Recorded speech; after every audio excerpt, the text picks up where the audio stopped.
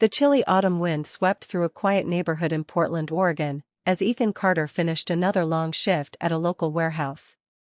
Ever since losing his office job 6 months earlier, life had become a daily struggle. As a single father raising his 9-year-old daughter Emma, every dollar mattered, yet Ethan refused to let hardship change his kind heart. Every evening before returning home, Ethan stopped at the small white house next door. Mrs. Eleanor Brooks, an 82-year-old widow, lived alone after losing her husband many years earlier. Her children worked in different states and rarely visited. Ethan quietly mowed her lawn, carried groceries, repaired broken shelves, and shoveled snow without accepting a single dollar. Mrs. Brooks often insisted on paying him, but Ethan always smiled and declined. "You've already given me enough," he would say while fixing another loose cabinet or replacing a burned-out light bulb. Emma loved helping too, bringing homemade cookies and reading books aloud whenever the elderly woman felt lonely during long evenings. Months earlier Ethan had worked for one of Portland's largest technology companies. During a difficult financial restructuring, the new CEO ordered major layoffs across several departments. Ethan lost his position despite years of loyal service. Although he never met the CEO personally, he quietly accepted his fate and focused on supporting Emma instead of complaining. One rainy Saturday morning Mrs. Brooks called Ethan with an unusual request. She had received a letter from her grandson asking her to sign important family documents before moving into assisted living. Her hands shook too much to organize everything alone. Ethan promised to visit immediately after finishing his weekend warehouse shift with gratitude and kindness. That afternoon Ethan and Emma walked together carrying fresh groceries, warm soup, and flowers for Mrs. Brooks. Ethan knocked gently, expecting the familiar smile that always greeted them. Instead, the front door slowly opened, revealing a tall, well-dressed man in his early 40s wearing a dark blue suit. Ethan instantly recognized him from company photographs. Standing before him was Daniel Lawson, the CEO whose restructuring decision had cost Ethan his career months earlier. Daniel looked equally surprised. For several silent seconds neither man spoke.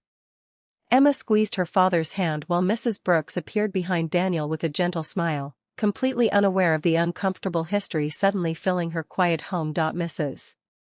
Brooks warmly introduced Daniel as her grandson, explaining that he had flown from New York after learning about her declining health. Daniel looked from his grandmother to Ethan with growing disbelief. "You're the neighbor Grandma always talks about," he said quietly. "The one who fixes everything and never accepts a penny." Ethan forced a polite smile and nodded. "She's been like family to Emma and me," he replied. He never mentioned losing his job because of Daniel's company. Mrs. Brooks happily invited everyone inside, completely unaware that the two men had already crossed paths through a painful chapter neither wanted to revisit. As they sorted through old documents, Mrs. Brooks shared countless stories about Ethan's kindness. She described how he repaired her roof after a winter storm, drove her to medical appointments, and spent Christmas afternoon with her when she would have been completely alone. Daniel listened silently, his expression growing heavier with every heartfelt memory. Emma proudly showed Daniel a handmade birthday card she had created for Mrs. Brooks. "Dad says nobody should feel forgotten," she explained with an innocent smile. Those simple words struck Daniel harder than any business presentation ever had. He realized the man sitting across from him possessed a character that could never appear on a resume. Before leaving, Daniel quietly asked Ethan if they could talk outside. Standing beneath colorful autumn trees, he admitted he finally recognized him from the layoff list. "I never knew who you really were," Daniel said honestly. That night Daniel couldn't sleep. He kept remembering his grandmother's gratitude, Emma's bright smile, and Ethan's quiet dignity. The next morning he personally reviewed Ethan's employment. Daniel realized the company had lost far more than an employee.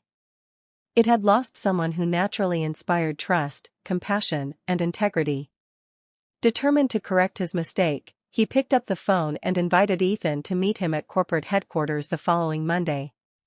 Ethan had no idea that one unexpected knock on Mrs. Brooks' door was about to change his family's future forever. Monday morning arrived with gray skies over downtown Portland.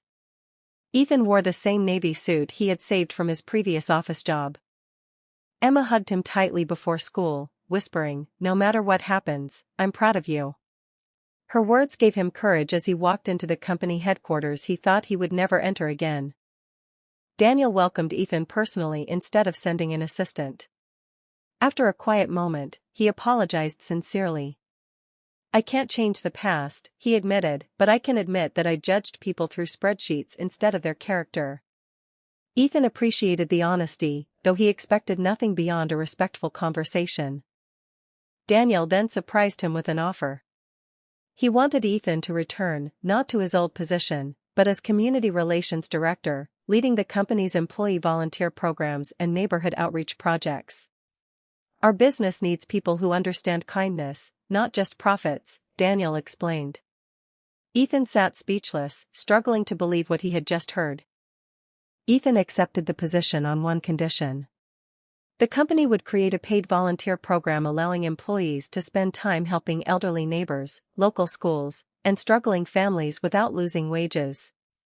Daniel smiled immediately. "That's exactly the kind of leadership we've been missing," he replied before extending his hand with genuine respect. Within months the program transformed the company's culture. Hundreds of employees volunteered across Portland, repairing homes, serving meals, mentoring children, and supporting senior citizens. Mrs. Brooks became the honorary guest at the company's first Community Kindness Day, receiving a standing ovation that brought joyful tears to her eyes. Emma proudly watched her father speak on stage about compassion and second chances. He never mentioned losing his job or the difficult months that followed. Instead, he thanked every person who believed kindness could change lives. Daniel stood in the front row, applauding louder than anyone else, grateful for the lesson he had learned. As the event ended, Mrs. Brooks quietly held Ethan's hand and smiled. "I always believed good deeds return when you least expect them," she whispered. Ethan looked at Emma laughing beside Daniel and realized she was right. The CEO who had once unknowingly taken away his career had become someone who helped him build an even brighter future. In the end, kindness accomplished what anger never could: it healed hearts, restored hope, and changed every life it touched.